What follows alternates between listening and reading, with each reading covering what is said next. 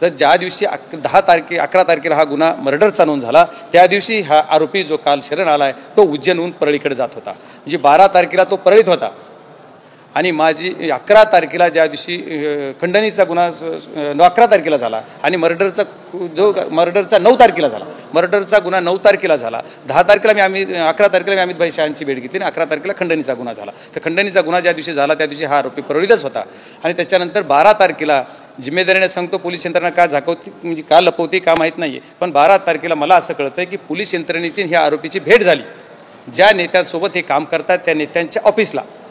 तरी पण पोलीस यंत्रणेनं त्यांना का अटक केली नाही आणि ते ऑफिसमध्येच पोलीस बसले नाही, बाहेरची बाहेर शेल्फ मारून हा आरोपी कुठे गेला तर एका नेत्याच्या फार्म हाऊसवर गेला असं कळालेली माहिती आहे. खरी खोटी पोलीसला माहीत असू शकते. मग त्या फार्म हाऊसला गेल्यावर नेत्यांची पण भेट झाली असेल, मग सगळ्यांची भेट झाली. त्याच्यानंतर 15 तारखेला शपथविधी मंत्रिमंडळाचा झाला त्या दिवशी हा आरोपी नागपूरमध्ये होता ही बऱ्याच जणांनी सांगितले, आपण पण सांगितलं, कोणी सभागृहात सांगितलं. मग त्याला 15 तारखेला पण अटक केली नाही आणि त्याच्यानंतर तो मध्य प्रदेशल्या पाचमंडी या इथल्या जंगलामध्ये जे देवस्थान पण आहे तिथं गेला असावा असा अंदाज आहे आणि काही माध्यमांनी तुमच्या सांगितले पण. आणि खात्रीशीर मी सांगतोय, मला याला काही पुरावे पाहिजे असतील तर ती थोडेफार मागं पुढे होईल पण त्याचे पुरावे सुद्धा सापडतील.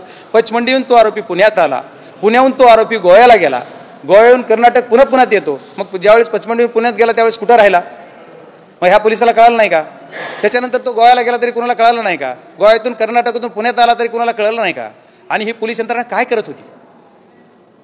याच्यापेक्षा वाईट या गोष्टीचं वाटतंय की त्यांनी ज्या 12 वाजता डिक्लेअर केलं की मी आताच काय करणार, शरण येणार आहे आणि स्वतःहून हजर होणार आहे. ठीक आहे, मान्य, शरण होणार. मी आता दिल्लीत आहे, मी जर आता इथं डिक्लेअर केलं की मी आता पोलिसांच्या ताब्यात जाणार आहे तर मी इथं माझ्याजवळ 500 माणसं जमले कसे, 100 माणसं जमले कसे?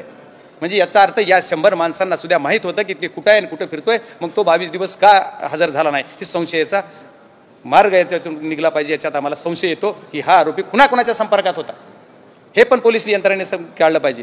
एवढंच नाही तर आमच्या महाराष्ट्र राज्याचे उपमुख्यमंत्री आदरणीय अजितदादा पवार साहेब ज्या दिवशी आमच्या संतोषांना देशमुख यांच्या कुटुंबाला भेट द्यायला सांतवून आले, आम्ही सकाळी तिथून भेट देऊन गेलो पवार साहेबांनी.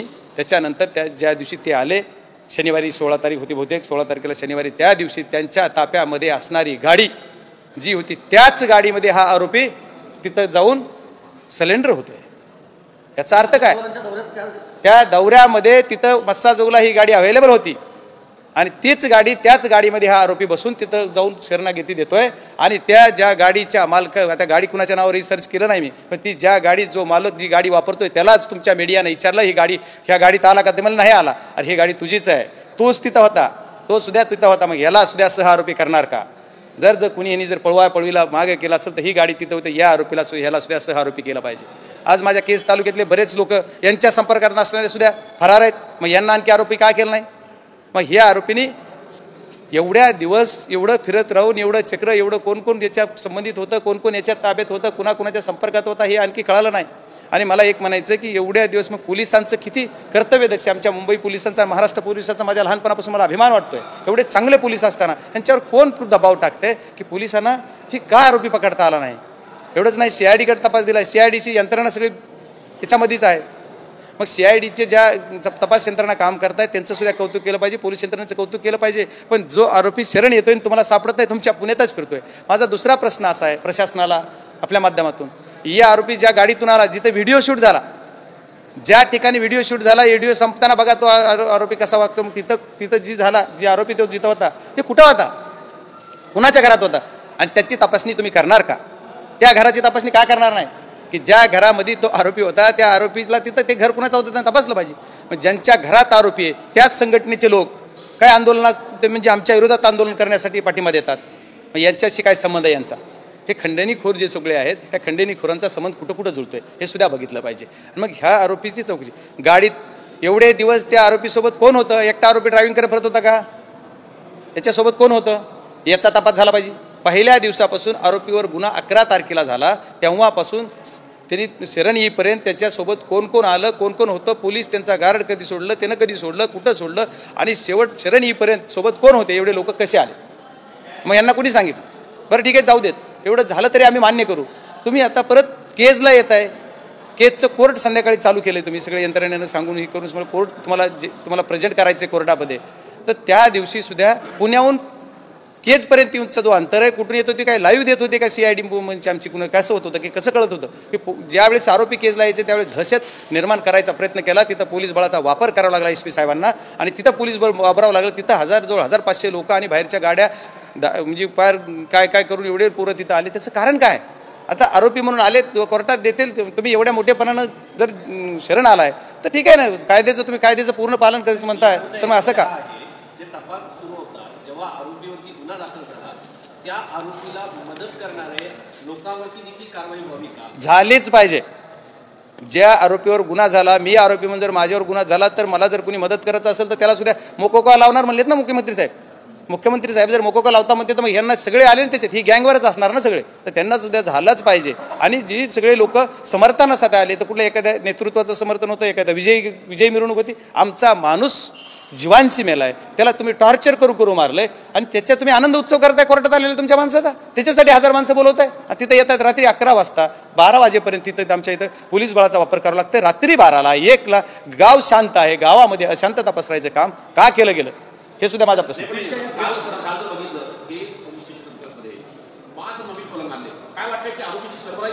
नाही, आता 5 नवीन पलंग आले हे मला माहित नाही काय, मीडियाला पण प्रिंट मीडियाला बघितलंय, पण ते मला वाटतं ते आरोपी आता खेज पोलीस स्टेशनला नाही येत असं कळतंय मला, की ते बीड पोलीस स्टेशनला नेलेत. आणि बीड पोलीस स्टेशनला काय होते, पहिले ती गेवराईला नेलेत अशी माहिती आहे. आता कितपत खरी खोटी काय मी काय त्यांचा फोन करत नाही, मी माहिती घ्यायचा प्रयत्न करत नाही, कारण पोलीस यंत्रणा एक लोकप्रतिनिधी, जिल्ह्याचा प्रमुख लोकप्रतिनिधी आहे. मी जर कोणाला फोन केला तर आम्ही काहीतरी प्रेशर देतो किंवा काहीतरी करतो, असं होऊ नये आमच्यावर अलिगेशन म्हणून मी कोणाला फोन करत नाही. जर कुणाचा फोन आला तर तेवढी जी असेल ती माहिती किंवा मला जी माहिती आली ती मी SP साहेबांना सांगायचा प्रयत्न करतोय. लहान आकाला मोठ्या आकाला वाचवण्यासाठी लहान आकाचा एन्काउंटर होऊ शकतो असं विजय वडेट्टीवारांनी म्हटलेलं. त्यांची माहिती जी असेल ती त्यांना माहिती असेल. मला तसं त्याच्या बाबतीत मी काय बोलावं असं आदरणीय वडेट्टीवार साहेब बोलले त्याच्यावर मी काय बोलणार नाही. पण खरा अक्का काय बक्का काय जी असेल ती हाच आहे, वरचं खालचं नंतर ह्यांचीच सगळं ही आहे. त्याच्यामुळं जे सगळ्या गोष्टी आहेत ते कुणाला वाचवायचं आहे, कुणी ह्याच्यात मुख्यमंत्री महोदयांनी सांगितलं मी कुणाला वाचवणार नाही. परत पुन्हा काल 24 तारखेच्या GRच्या याच्या संघाने काल GR निघलाय SIT स्थापनेचा, बघितलं का आपण सगळ्यांनी? 11 नाही 7 लोकांची SIT आहे. कोणी म्हटलंय पकडल्यावर ना विरोध काय, कशाला विरोध करणारा विचारा. मी पालकमंत्री का नसावं? आम्ही पालकमंत्री, तुमच्या पालकमंत्री काळामध्ये किती गुन्हे झाले, किती खंडण्या झाल्या, किती काय झालं ही सगळ्या जनतेला माहीत असल्यामुळे लोक एखाद्या वेळेस नको म्हणत असतात. आम्ही कोण पालकमंत्री करावा हा सरकारचा विषय, तिन्ही पक्षाचा विषय. आम्हाला काय ताई काय भाऊ काय आम्हाला काय फरक नाही. आमचं तर म्हणणं आहे जिल्ह्याच्या बाहेरचं, मी तर म्हणतो अजितदादांनीच घ्यावा असं 10 वेळेस म्हणलोय मी पालकमंत्रीपद. आणि काय त्यांना काय फरक पडायला आहे? त्यांना जर वाटत असेल तर त्यांचेच नेते पालकमंत्री आहेत, काय फरक पडणार त्यांना. पण मला कालच्या SITवर बोलायचं आहे की काल जी SIT महाराष्ट्र शासनानं जी केली 1 जानेवारीचा जो जी आहे GR, त्याच्यामध्ये लोक जी घेतले ती 9 लोक आहेत त्याच्यामध्ये. हो, तेली 1 ते 10वी असतील आणि हे सगळे 9 लोक घेतलेत. हे सगळे लोक ज्यांच्या आशीर्वादानं मलिदेच्या पदावर बसलेले आहेत त्यांनाच त्याच्यात घेतलं. याचं रहस्य काय? जर SIT नेमायची तर जिल्ह्याच्या बाहेरचे घ्या ना. मागच्या काळामध्ये ज्यांना बघा LCBला कुणाची पोस्टिंग होते, LCBला पोस्टिंग कोण करताय? एवढं बक्षीस देऊन बसविलेले चांगल्या पदावरले माणसं तेच घेतलेत. मग ते तपास काय करणार? ज्यांनी त्या पदावर बसविलेत त्याचीच चौकशी अधिकारी करणार. किती चांगला मार्ग आहे हो. नाही, SITवर माझ्या बघा तेली या नावच्या अधिकाऱ्यांविषयी मला काही बोलण्याचा नैतिकता वाटत नाही, कारण मला त्यांचा अभ्यास नाही आहे. पण ही जी बीड जिल्ह्यातले लोक आहेत, मला कुठल्या पोलीस यंत्रणेवर बोलायचं नाही, पोलीस अधिकाऱ्यावर बोलायचं नाही, पण हे जी बीड जिल्ह्यामध्ये आमच्या चाललंय हे सगळं पोलीस यंत्रणेच्या आशीर्वादानंच चाललेलं आहे. हे सगळं अवैध धंदे, हे सर्व गोष्टी. त्याच्यामुळं LCBला बसलेले स्थानिक गुन्हे शाखेचा काहीतरी बघा घेतले एक अधिकारी, स्थानिक दुसरा घेतलेला आहे गोवा बीड, परत 1 घेतलेले अधिकारी आहेत पोलीस उपनिरीक्षक, त्याच्यानंतर उपाध्यक्षक घेतलेले आहेत, आणि परत पुन्हा केज पोलीस स्टेशनचे काही 2-3 अधिकारी. ठीक आहे, खालचे PSI पासूनचे पोलीस पासून त्यांचं काय नाही, पण DYSP पोलीस निरीक्षक हे जे अधिकारी आहेत ती जर तुम्ही या गुन्हे शाखेचे घेतलेले स्थानिक गुन्हे शाखेचे आहेत तर बीडमधले हे पोस्टिंग करताना जे आरोपी आहेत त्यांनीच त्यांच्या पोस्टिंग केल्यात. पालकमंत्र्यांना सांगून, सरकारला सांगून तेच सगळं बघत होते ना. मग त्यांची चौकशी ह्यांनीच करायची. हे काय SIT अशी का नेमली मुख्यमंत्री महोदयांनी? तर त्यांचं म्हणणं की असं मला कळालेली माहिती की तेली नावाचे जे अधिकारी आहेत त्यांना स्वातंत्र्य दिलं होतं. पण तेली साहेबाला सुद्धा आपल्या सर्वांच्या माध्यमातून मला विनंती करायची, साहेब तुम्हाला बीड जिल्ह्यातलेच अधिकारी SITला पाहिजेत काय? मग बीड जिल्ह्याचा विकास करावा. बीड जिल्ह्याचे जे SP जे आता जॉईन झालेत ते सुद्धा मला वाटतं असं म्हणतात की मला यंत्रणा म्हणजे पोलीसचे काही अधिकारी बदलून द्या तर मला व्यवस्थित काम करता येईल. आता तुम्ही तर ह्याच्यात हेच घेतलेत. मग यासाठी ह्याच्यासाठीच आदरणीय धनंजय मुंडे साहेबांची CM साहेबांची भेट होती आणि भेट झाली की दुसऱ्या मिनिटात दुसऱ्या दिवशी तो आरोपी शरण जातो आणि शरण जातो आणि यासाठी दुसऱ्या दिवशी येते. म्हणजे काय प्रकार आहे यार. SIT CID झालं सुदर्शन गुन्हे सापडत नाही अजून. नाही आता हा जो तपास आहे आजच्या क्षणापर्यंत, आता मी फ्लॅटमध्ये होतो त्यातल्या 2-4 तासातला मला नाही सांगता यायचं, पण मला सकाळपर्यंत रात्रीपर्यंत जी माहिती आहे ती हा तपास SIT काल नेमली पण त्याच्या अगोदर सगळा CIDकडेच आहे. आता ही दोन्ही संस्था तपास करणार आहेत का काय करणार ह्याच्यावर क्लिअरिफिकेशन कुठे मीडियानं तर दिलं नाही. मीडियाला कोणी पोलीस यंत्रणेने दिलं का माझ्या बघण्यात नाही, माझ्या ऐकण्यात नाही असेल तर तुम्ही सांगू शकता. मग ही SIT जी नेमली तर या SITचं काय काम आहे आणि तुमच्या CIDचं काय काम आहे. तर CID तपास करते. CIDला आणखी 3 गुन्हेगार सापडले नाहीत. मेन आरोपी जे आहे 302 मध्ये मग काय नवीन जो कलम आलेला आहे मर्डरचं जी किंवा खुनाचं जे नवीन कलम आहे त्या कलमामध्ये हे 7 आरोपी 7 मधले 4 पकडलेले आहेत आणि हा जो आरोपी आहे ते 3 सापडले नाहीत. आणि याच्यात जो मास्टर माइंड आहे ज्याच्या खंडणीतून हा खून झालेला आहे त्याच्यामध्ये याला या गुन्ह्यामध्ये खुनाच्या आरोपामध्ये ॲड झाला पाहिजे हा आरोपी, ही आमची मागणी आहे. त्याच्याशिवाय आम्ही शांत बसणार नाही. कारण मी मागच्या काही दिवसापूर्वी सांगितलं की जर आरोपीला अटक झाली नाही तर 2 तारखेला माझा निर्णय मी डिक्लेअर करणार सगळ्यांशी चर्चा करून की मी पुढचं पाऊल काय उचलणार. पण आज एक आरोपी अटक झालेला असल्यामुळं आणि पुढच्या 2-3 दिवसाची आणखी काल गावकऱ्यांनी जलसमाधीचा जो विषय गावामध्ये जाऊन पाहण्याची ते केला त्या जलसमाधीमध्ये सुद्धा काल पोलीस यंत्रणेच्या SP साहेबांनी बीडच्या सांगितलेलं की मी तुम्हाला एक 8 दिवस मला द्या. तर ते गावाच्या सर्वांच्या वतीनं आणखी त्यांना जवळपास 8 दिवसाचा अवधी दिलेला आहे. या 8 दिवसात ते म्हणतो 8 दिवस लागतात कशाला, तुम्ही 4 दिवसात हे आरोपी पकडले पाहिजेत. नाही जर पकडले तर मी स्वतः सुद्धा वेगळ्या पद्धतीनं उपोषणाचा मार्ग अवलंबणार आहे. या सर्व गोष्टी करत असताना माझी एकच मागणी आहे आज पण सर्व सरकारला, आदरणीय देवेंद्र फडणवीस साहेबाला, साहेब तुम्ही SIT नेमली पण SITमध्ये बीडचेच पोलीस घेतले त्याच्यावर बीडच्या जनतेला समाधान नाही आहे आणि बीडची जनता त्याच्यावर भरोसा ठेवणार नाही आहे. आणि CIDकडे जो तपास चालला आहे तर CIDचा तपास पारदर्शक करण्यासाठी CIDच्या सर्व टीमनं एकदा त्यांनी काय केलं आहे ते तरी सांगितलं पाहिजे. आम्ही अटक केले तेवढे करतोय आणि तुम्ही आता नवीनच सांगितलं की 5 क्वाट विकत घेतलेत. जर आरोपीला क्वाट दिले जात असतील, बाहेरून जेवण दिलं असेल, देत असाल तर मग तुमचं काय पारदर्शकपणा बघायचं आहे. मग तुम्ही देताय का नाही मला माहित नाही पण माध्यमांनीच मला विचारलंय आता क्वाट दिले जेवण दिले तर मग काय करायचं. सगळ्यात महत्त्वाचा मुद्दा आहे की अजून किती पारदर्शक पाहिजे. जेव्हा आरोपीला अटक होणार असतील तेव्हा सगळे त्याचे कार्यकर्ते पुढे दाखल होतात. CIDला माहिती नसतं पण लोकांना माहिती होतं. अजून किती पारदर्शकपणा पाहिजे तुम्हाला. नाही आता याच्यापेक्षा काय, आता आम्हाला राहिलेल्या लोकांना आम्ही जे बोलतो त्यांना गोळ्या घालायचंच राहिले. अरे तुम्ही जर असं करत असाल तर आमचं तरी काय, आमचं जे जगणं सुद्धा मुश्किल होऊन जाईल. लोकप्रतिनिधी सुद्धा जगणं मुश्किल आहे. कारण पारदर्शकवर आज पोलीस यंत्रणेनं आम्हाला अभिमान वाटावा. आमच्या लहानपणापासून आमच्या महाराष्ट्र पोलिसावर आमचा एवढा आम्हाला अभिमान वाटावा एवढं काम पोलीस करतायत. दिल्लीपर्यंत देशाला अभिमान वाटावा असं काम करतायत. आणि काय झालं तर ही एकच सापडत नाही. का सापडत नाही मग याच्यात काय दोष आहे. याच्यात सगळे जे कॉल डिटेल्स बघा म्हणून सांगितलं. कुणाला फोन आले ठीक आहे, कुणालाही जाऊ दे, ज्याला जेवढ्याला फोन केले ते का गेला तुला फोन आणि कशासाठी आला एवढंच बघा वर्षभराचं. और ही जी अधिकारी त्या अधिकाऱ्याने एकातात घ्या. CID जी आम्ही मालिकेत CID बघतो ती जर खरी CID आपली असेल तर CIDनं ती एकाला घ्या ना एका रूममध्ये विचारा अधिकाऱ्याला तू कसं काम केलं इथं ते नक्की सांगेल खरं. आणि आता CIDमध्ये तेच अधिकारी घेत आहे मग काय करायचं. अहो एवढंच नाही तर परवा एक विषय तुम्हाला सांगायचा आणखी बघा माझ्याकडे फाईल आहे. आता मी महाराष्ट्राच्या यांना देतोय पत्र. गणेश मुंडे नावाचा एक PI ज्याला की येरमाळा गाव आपल्या धाराशिव जिल्ह्यामध्ये आहे तिथं त्याला अँटी करप्शन झालं त्याच्यावर आणि त्याच्यानंतर त्याची पोस्टिंग बीडला झाली गेली. बीडहून त्याची पोस्टिंग मागच्या महिन्यामध्येच काय किंवा मागं काहीतरी जुलैमध्ये वगैरे याला झाली गेली नळदुर्गला. 6च महिने तो उचलला आणि परत गेवरायला आला 3 डिसेंबरला. 3 डिसेंबर असं काय तिथं बरं येऊ तर द्या पण तिथं जागाच नाही, एकही रिक्त जागा नाही. अतिरिक्त माणूस तिथं बसवला आहे म्हणजे कुणाच्या आशीर्वादाने बसवला. आणि या गणेश मुंडेवर यांचं प्रेम का. हा गणेश मुंडे तर हे आरोपीला पळवायला नव्हता. हा सुद्धा तपास झाला पाहिजे. गणेश मुंडे सुद्धा या आरोपीला तपासायला पळवायला असू शकतो असा माझा अंदाज आहे. आणि मी पहिल्या वारंवार बोलतोय, लोकसभेची निवडणूक झाली तेव्हापासून बोलतोय, धैपळे नावाच्या PI समोर काहीच करत नाही प्रशासन. आता SP साहेबाला मी सांगितलंय. SP साहेब म्हणले मी लवकरात लवकर त्याच्यावर निर्णय घेणार आहे. जी कोणाचे अधिकारी असतील त्यांची मला थोडं शेट्ट होऊ द्या, मला बघू द्या. SP साहेबांनी शब्द दिला. SP साहेब नक्की चांगलं काम करतील असं वाटतं.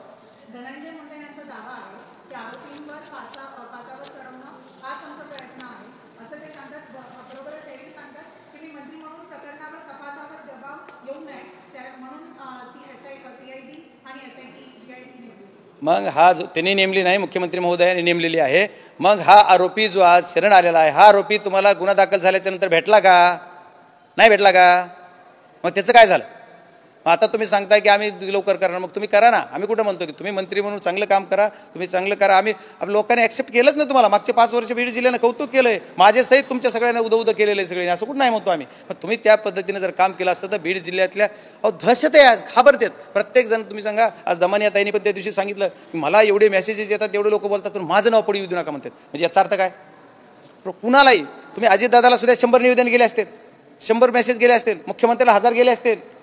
यांच्याच पक्षातले आमदार बोलतात, लोकप्रतिनिधी बोलतात, भारतीय जनता पार्टीचे आमदार बोलतात, परत आमच्या पक्षाचा आमदार तर आम्ही विरोधात, आमचं ठीक आहे आम्ही बोलतोच, पण एवढे सगळे जर तुमच्या विरोधात बोलते तर मग तुम्ही किती पारदर्शक? हे काय म्हणतात, आमची मागणी नाही एकट्याची, ही मागणी सर्वांची सार्वजनिक मागणी झाली की हे सर्वजण म्हणतात की यांना जर मंत्रिमंडळात हे राहिले, उद्या हे पालकमंत्री राहिले तर तपास योग्य होणार नाही, असं प्रकाशदादा सोळुंखे म्हणलेत, त्यांचेच आमदार आहेत.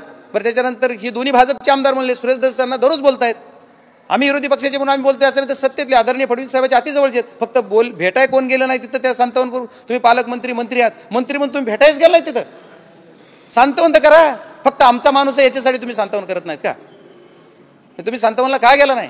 गरीबाचा तुम्ही जर एखादा वारसपुत्र असा, मग तुम्ही मंत्री झाल्यावर तुम्ही करायचं ना. मंत्री झाल्यावर तुम्ही परळीला येता, बीडला येता, सांत्वन पण भेटीला जात नाहीत. आता तुम्ही 1 महिना उलटून गेला आणि तुम्ही म्हणतात असं करायचं. ही मला वाटतंय की ह्या दृष्टिकोनात मला त्यांना प्रतिप्रश्न करायचा नाही, त्यांना काही बोलायचं नाही. माझं म्हणणं आहे की त्यांनी या प्रकरणामध्ये जास्त काही न करता त्यांनी जे करायचं त्या अधिकाऱ्याला खुलाम करू द्यावा, एवढीच माझी त्यांच्याकडून अपेक्षा माफक बीड जिल्ह्याच्या वतीनं. सुदर्शन फुले याच्यामध्ये एक मुख्य आरोपी आहे. याच्या अगोदर देखील त्याच्यावरती गुन्हे दाखल झाले होते, तो नेपाळला गेला होता, तिकडे त्याला अटक झाली आणि आता पुन्हा एकदा तो नेपाळकडे गेल्याचं कळतंय, त्याला अटक झालेली नाहीये. तर अगोदरच याच्यावरती जर नियंत्रण ठेवलं असतं, पोलिसांनी काम केलं असतं तरी घडलं नसतं. बघा, आमच्याकडे असेच आता जो आरोपी शरण आलाय त्याच्यावर सुद्धा 307चा गुन्हा होता. 307चा गुन्हा दाखल झाल्यानंतर पोलिसाबरोबर 6 महिने 4 महिने त्यांनी डील केली आणि 307 कसं गायब झाले पण त्याच्यावर कलम तीच कळत नाही. कसं कमी झालं 307च्या गुन्ह्यातून का काय झालंय? मग 307चा गुन्हा यांच्यावर आहेच. मग याच्यावर असे किती एक नाही आरोपी, असे गुंड तयार करायचं काम या गेल्या 5 वर्षात झालंय आणि बीड जिल्ह्यामध्ये 1000 गुंड तयार केलेत. आणि बीड जिल्हा हा गुंडांचा जिल्हा करायचं काम ह्या सगळ्या फक्त राख माफिया, वाळू माफिया आणि गुटखा माफिया, फक्त पैसा अर्थकारणातून झालंय. आणि हे पैसे कुणाला लागतात? सर्वसाधारण लोकांना. या कुठल्या जातीचा धर्माचा हा विषयच नाही, विषय फक्त ह्या प्रवृत्तीचा आहे. या प्रवृत्तीमध्ये माणसं वळले गेलेत आणि मुलं किती 20, 22, 25 वर्षाच्या आतले सगळे हो. सगळ्या मुलांना फार जी मी पिक्चरमध्ये आपण बघतो की गुंडाचं प्रशिक्षण देणे, गुंड तशी दहशत तशाच पद्धत आहे. अशा पद्धतीनं जर झालं तर कसं होणार? याच पद्धतीचा भाग प्रत्येक वेळेस बीड जिल्ह्यामध्ये बोगस वोटिंग होतं, त्याला सपोर्ट अधिकारी करतात. ही जिम्मेदारी मी सांगितलं, वारंवार सांगितलंय. मग तिथले तुम्ही कलेक्टरच्या पासून जी सगळी यंत्रणा आहे सगळी मॅनेजड यंत्रणा आहे. मग ही यंत्रणा मुख्यमंत्री महोदयांनी कधी बदलणार? 1 महिना झाला, आम्ही पार बीड जिल्हा साफ झाल्यावर सगळे मेल्यावर कामही पार आमचे. आणखी कुणा दुसरा एखादा कोणी संतोषांना देशमुख व्हायची वाट लवकर बघायला. काल एक बीडमध्ये आणखी एक जणांचं किडनॅपिंग झालं, त्याच्या पायात कुलूप ठोकलं गेलं, ती केस तालुक्यातच माझ्या घडलं गेलं. त्या पोरानं असं बाईटमध्ये बोललेलं मी ऐकलंय, मला पण फोन आला होता की सांगितलं की मला पोलीस स्टेशनमधून गाडी आली. मग पोलीस स्टेशनच्या CCTVत का कळालं नाही? मग त्याच्यावर गुन्हा काय